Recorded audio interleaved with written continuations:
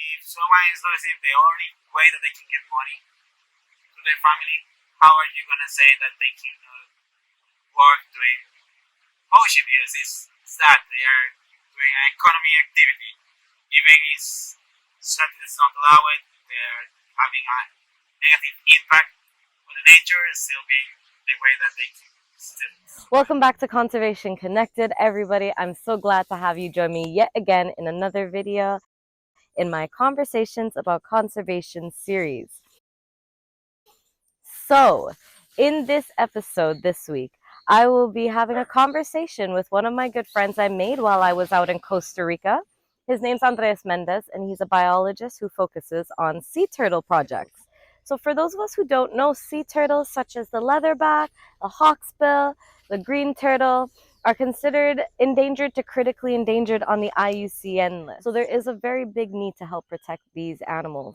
So I'm super excited to get you guys knowing about what sea turtle conservation is about and why we choose to protect them and how you, most importantly, can help us help sea turtles. So sit back, relax, and I hope you enjoy this little interview I took with Andres Mendez, and I hope you get to learn a little bit. And don't forget to like, comment, and subscribe. I will be sure to answer your comments if you have any questions below.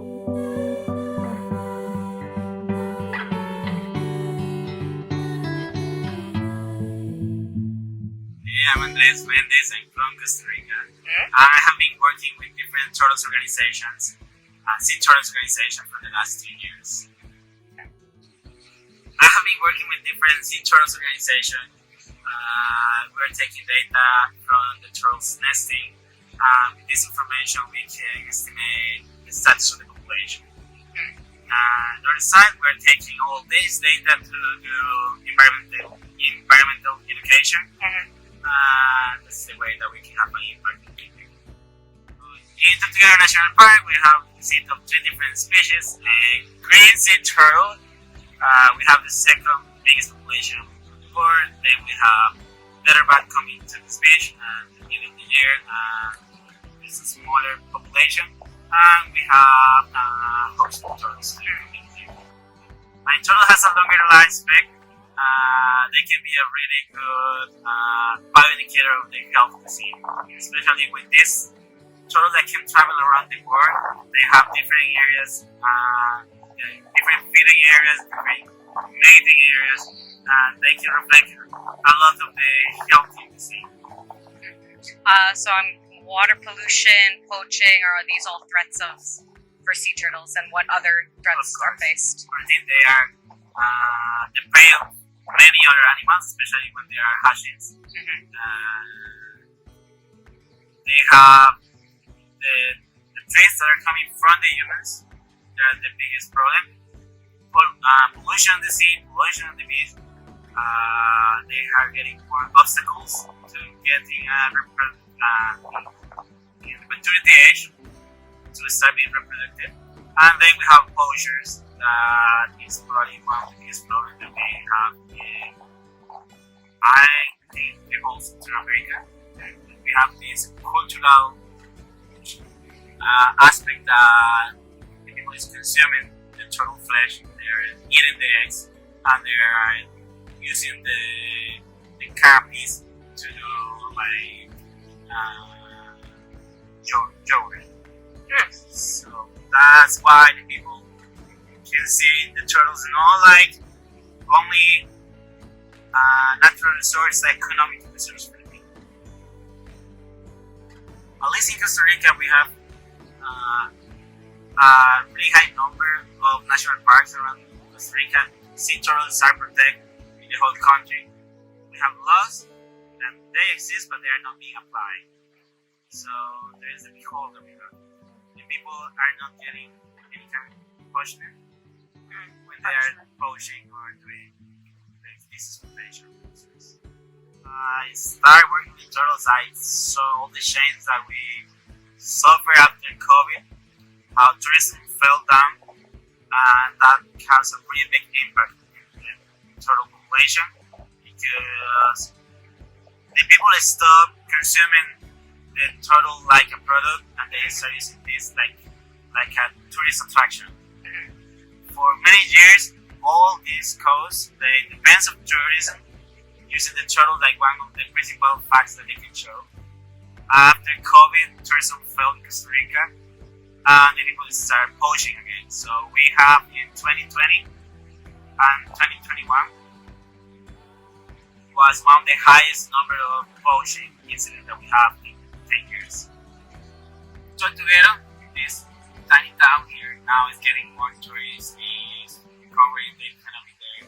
You can see how the small businesses are reopening now. There's more people around, so everything is going well. The people's gonna stop poaching and they're gonna start watching tourism. Hopefully the people that is living in Tortuguero, Rica is about the importance of the turtles. They try to improve the conditions. One of the biggest impact that the town needs to improve is a big issue that we have to fight every year because we take some actions, but they are going back pretty quick. It's the light pollution. All the hotels, they have living lights. They want the people. They can have a room with the view into the sea. Yeah. But that's a big impact that affects, especially the hashtags. They need the moon to go to the sea. So if you have something shinier than the sea, you're gonna walk in the wrong direction. Out of curiosity, is there any possible solution to minimize the light pollution near the beach? The actions that we have told before is red light in public space. That works at the beginning, but normally the people change the light after a couple of months. Then they don't feel that the red light is enough. And especially with the hotels, they are caught in the vegetation. They're getting more exposed to the sea. The best thing that we can do is cover the shore with trees. We need dense vegetation that can filter the light. But that's something that is not in the priorities for the hotel. They want to sell this beautiful thing. It's getting changed, but it's a really slow process. Things like this pandemic is taking back that improvement. It's rather interesting considering most other places have noticed a positive change in conservation. Less people going to the forest, for animals, but in this specific situation, the economic impact that is happening in this place is forcing the people to survive. So we cannot blame the poachers to consume the turtles because at some point it's the only way that they can take food, make a living. You cannot just point the people and say that you're doing wrong. Yeah. You need to give options. Even with options, it's very hard to change if you are used to do something that had helped the people to survive for generations.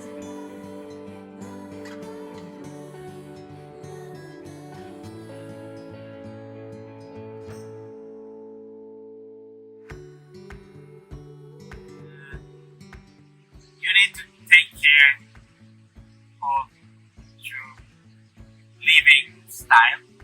Lifestyle? Yeah. It's important. The things that you consume, how much are you wasting? You have to think that everything that you do in your life is going to have an impact.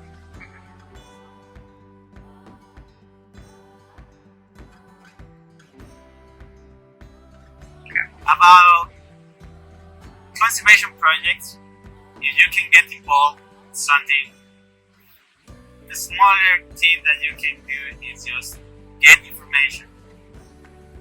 You can learn how to help something. You get involved in the smallest project that you can find on your city, in your country. You have to help in some way. And that tiny seed is always going to have a bigger impact later. If you cannot do it because you don't have the time, you don't have the money, you can get information, you can share that information, and that's really helpful for people that's working. But it will change over time with more awareness. People can make more conscious decisions, and we can start changing mentalities. This is important. Yeah. Communication, social media. Now that social media is everywhere, it's really easy to get. And of course, you're gonna learn a lot how you can improve your impact. You should do bloopers of that. I missed a song I did because I thought more interesting like that.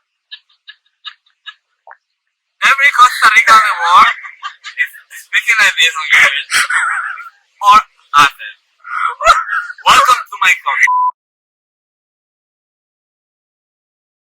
Not cutting. They're not paying. Okay, so Speaking animals is not favorite person, but they deserve this publicity because they are so good and they are environmental responsible business. The country depends also big.